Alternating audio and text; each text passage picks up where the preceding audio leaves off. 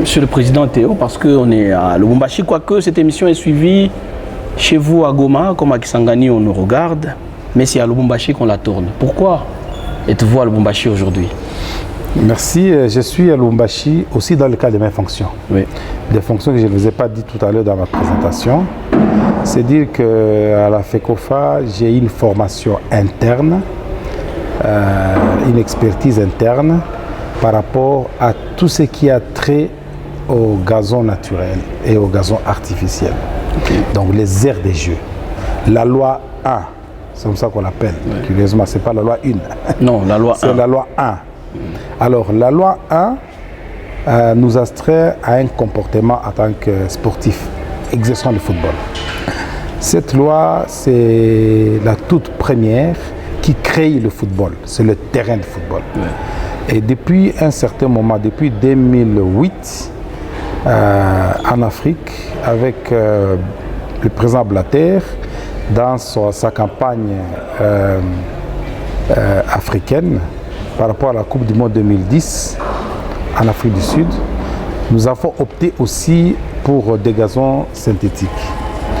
Et nous avons été formés depuis 2007, 2008, 2010, 2012 pour superviser les travaux des gazons artificiels, leur maintenance et leur appréciation. Parce qu'on apprécie les gazons chaque année. Chaque année, il faut voir les entretiens qu'on en est, comment ils se comportent par rapport au jeu. Et nous nous sommes rendus compte in fine que le gazon synthétique, c'est ça en fait ce qu'il nous faut en RDC au regard des charges que nous n'arrivons pas à remplir quand il s'agit des gazons naturels. Rappelez-vous au stade de la Kenya, le stade de Kibasa Maliba, et une finale de la Coupe d'Afrique en présence de Issa Yatou, les joueurs de Mazembe jouaient même dans la boue. C'était la honte. En 2009, oui. Voilà. Et aujourd'hui, nous avions opté pour les gazons synthétiques dans un terrain de l'État, mais un don 100% FIFA pour le compte de la FECOFA. Et la FECOFA a eu la grâce d'avoir un mécène ici au Katanga, le président Moïse Katumbi, qui n'avait pas à l'époque résigné un seul instant pour nous aider. Il a mis aussi de l'argent dans l'affaire. Il a mobilisé les opérateurs économiques ici et là. Lui-même s'est personnellement mobilisé pour connaître ce terrain-là. Aujourd'hui, ça nous aide. Ça aide même Mazembe qui a son propre terrain. Par moment, il recourt à ce terrain-là pour faire le match. Et aujourd'hui, ça a donné la fierté de cette province. Aussi, nous avons évolué à Kinshasa, au stade des Martyrs, à Kinshasa, au stade Tata Raphaël, dans nos centres techniques. Nous avons une dizaine de terrains en gazon synthétique, modèle de cette expertise que j'ai dû animer au sein de notre fédération pour l'intérêt des footballeurs congolais. Je suis donc à Lubumbashi pour une mission d'inspection et de certification de la deuxième moquette du deuxième tapis synthétique de Tupisa Mazembe sur le terrain de Kamalondo. Il vous souviendra que ce terrain a été mis en place par fonds propres de Tupisa Mazembe, du président Moïse, et à un certain moment, il a voulu de lui-même changer cette moquette parce qu'il est tombé sur une dernière génération, une nouvelle génération qui est encore très avantageuse pour la pratique du football. Il a installé, et comme c'est une nouvelle expertise, je devais passer. Je devais passer pour me rassurer et rassurer l'autorité que les choses sont faites dans les normes. C'est ce que vous avez fait ou que vous êtes en train de faire? C'est ce que je suis en train de faire. Il faut reconnaître que nous n'avons pas encore terminé. Mais à première vue, hier, dans ma première inspection, j'ai donné un satisfecit par rapport à ce que j'ai vu. Et je crois que d'ici là, la semaine prochaine, le terrain sera mis à disposition de Mazembe et nous allons observer son comportement. Parce que quand le terrain est libéré, il faut observer son comportement pendant un moment et puis certifier à 100% si toutes les garanties ont été respectées dans les normes. À ce stade, nous pouvons rassurer quiconque que le gazon est là, il est vert, le football va se jouer dessus et les gens peuvent être très contents parce que Mazembe va évoluer dans son propre terrain. Alors, parce que vous avez une expertise dans dans ces terrains à gazon artificiel. Aujourd'hui, s'il faut faire un état des lieux sur les terrains en RDC, est-ce que vous pensez qu'il y a urgence, péril en demeure, de remplacer ces moquettes, que ce soit à Kinshasa, au Stade des Martyrs, Tata Raphaël ou même à Kibasa Maliba? Normalement, les gazons synthétiques, ils vieillissent à l'âge de 8 ans. Il est déclassé à l'âge de 12 ans. Donc il a une vie.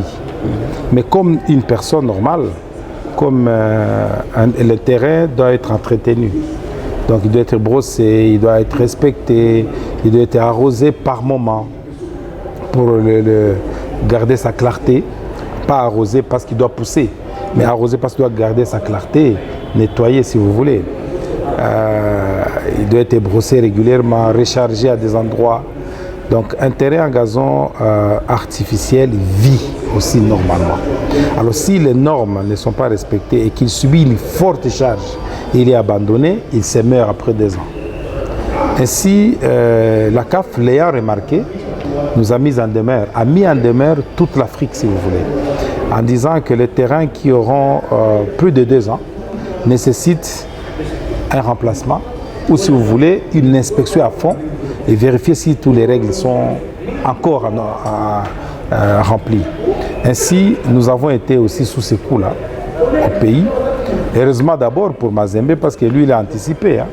Le président Moïse a anticipé avant même que cette institution ne tombe. Lui a commencé les travaux de rénovation. Coup de chapeau. Et ça se passe très bien. Mais il y a des terrains au Congo, chez nous au pays, à Kinshasa et partout en province, qui n'ont pas suivi ce comportement-là. Ainsi, nous aurons des problèmes au terrain de Kinshasa, au Stade des Martyrs. Ce terrain a été mis en place en 2010. Il a présenté de malfaçon. La FIFA l'a corrigé en 2012. Oui. Il a été remis en état par une autre entreprise. Et aujourd'hui, c'est un terrain qui est en place depuis 2012. Il a subi des problèmes d'entretien. Il n'a pas été suivi normalement. Si bien qu'en 2015, il était déjà pratiquement déclassé. Et nous avons crié sur les gestionnaires de ce stade-là. Nous avons mis la main dans la poche en tant que Fédération congolaise de football. Nous nous sommes occupés personnellement de ce terrain parce que s'il s'est mouru, c'était la poule aux œufs d'or qui partait parce qu'on n'était pas prêt tout de suite à changer les tapis synthétiques. Oui. Alors aujourd'hui, la CAF a envoyé la lettre instructive nous demandant de rénover tous les autres secteurs de terrain de football. Le Martyr sera enquêté. Nous avons déjà envoyé notre équipe d'avance. Ce n'est pas qu'on va seulement apprécier les gazons, les terrains de jeu, mais tous les bâtiments, toute la bâtisse du Stade des Martyrs et les compartiments nécessaires pour la pratique du football. Tout cela sera remis en état et on travaille là-dessus. C'est inquiétant. C'est inquiétant parce qu'on ne peut pas aller à Tata Raphaël. Le stade est en pleine rénovation dans son entièreté.